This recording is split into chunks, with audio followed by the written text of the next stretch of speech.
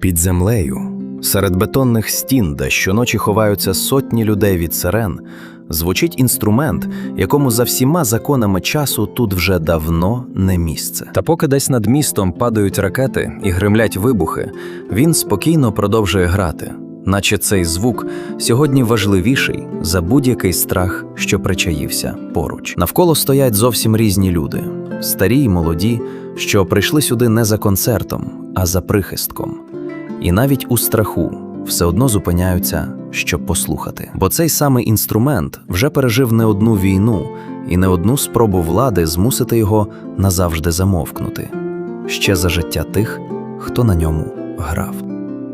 І почалось усе не з війни, а з простої харківської школи, що за кілька років навчила ціле покоління грати так, як не грали ніколи раніше. Її заснував молодий музикант, що сам колись хлопчиком навчився грати у сліпого кобзаря просто на узбіччі Курної дороги, і ніколи цього не забув. Згодом він створив цілу школу гри, яку сьогодні знають як Харківську.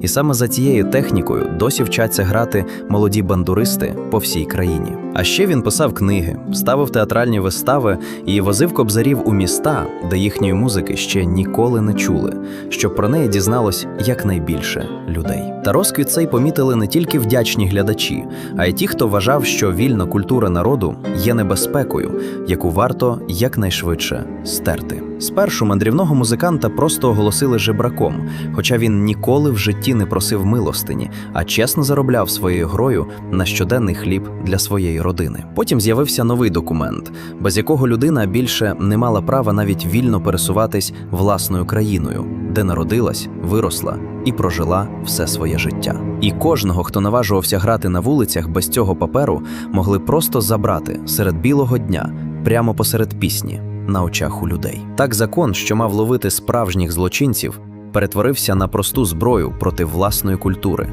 проти власної мови і проти власного зневаженого народу. І поступово з вулиць українських міст почали зникати ті самі голоси, які лунали там віками, і яких сама держава тепер боялась найбільше за все. Але одного з тих, кого ця система роками поступово нищила паперами, зрештою знищили вже не папером, а холодною кулею однієї звичайної вересневої ночі. Того чоловіка звали Гнат Хоткевич, і саме він багато років тому заснував ту саму харківську школу бандури, про яку ми з вами щойно говорили на самому початку. Його звинуватили у шпигунстві на користь чужої держави, хоча єдиним його справжнім злочином завжди була щира і непохитна любов до власної, рідної, української мови. І вирок винесли за лічені хвилини, без жодного справжнього суду і слідства.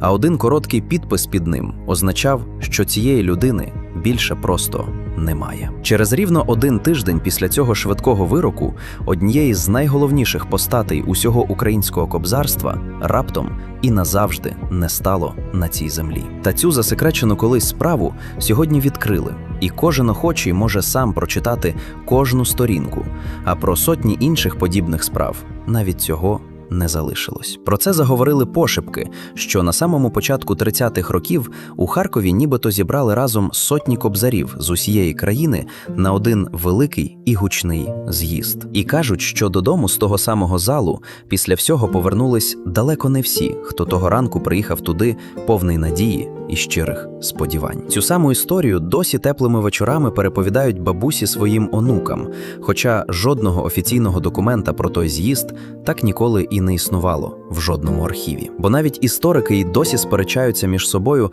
навіть про сам рік, а всі свідчення лишились тільки в чужих переказах, почутих ще з дитинства. Та може саме тому, що жодного справжнього архіву про це так і не лишилось, звичайна пам'ять однієї родини стала для нас єдиним живим свідком. І щоразу, коли онук знову питає свою бабусю, чи це правда, чи ні, вона лише тихо каже: «Так завжди розповідали з покоління в покоління». Бо те, що жоден офіційний архів так і не встиг записати, давним-давно записало людське серце, і саме воно передало цю саму історію далі. І рівно за 80 років на цю саму землю знову прийшла війна.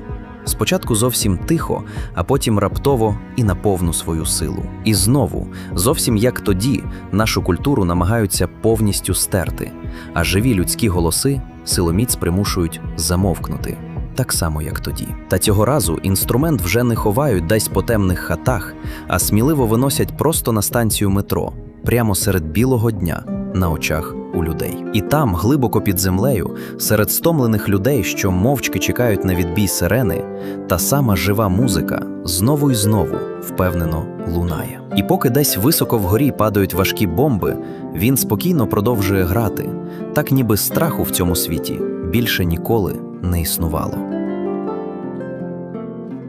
Дякуємо, що дивишся. І якщо ця історія щось у тобі зачепила, підпишись на канал.